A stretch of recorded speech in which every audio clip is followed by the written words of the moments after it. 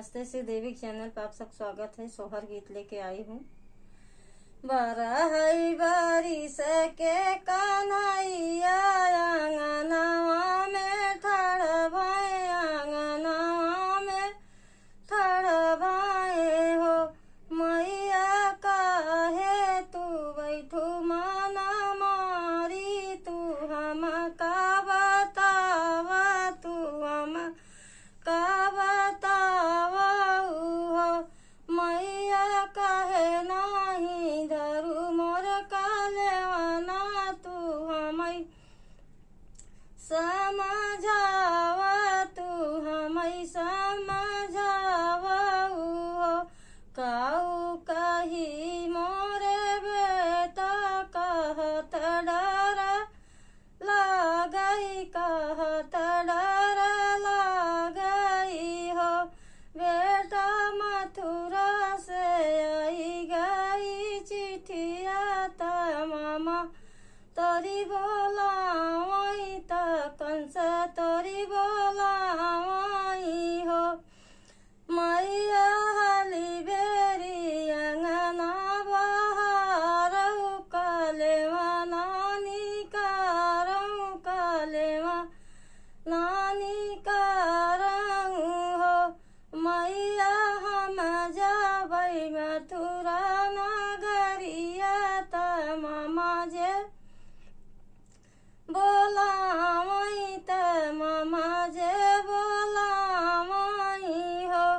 मैया हम जाबै गोकुला नगरिया, त मामा जे बोलावई, त मामा जे बोलावई हो। तनी बचन सुनी मैया, त सुसुकी रोवई बकत रोवई हो। बेटा तू ही मोरे जियई के आधारवा, तो हई नाही भेजबई, तो हई नाही भेजबई हो।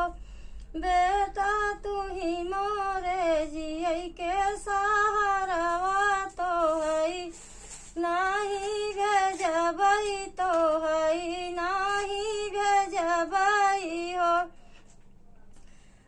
बेटा तोरी मामा बहुतैया पराधी, त बहुतै कसाई, त बहुतै अपराधिनी हो।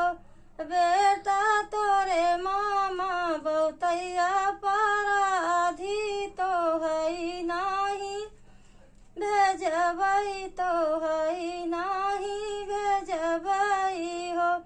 पहिला सगुन कृष्ण गाए, तरहिया में अहिरा सगुन मिला, अहिरा सगुन मिला हो।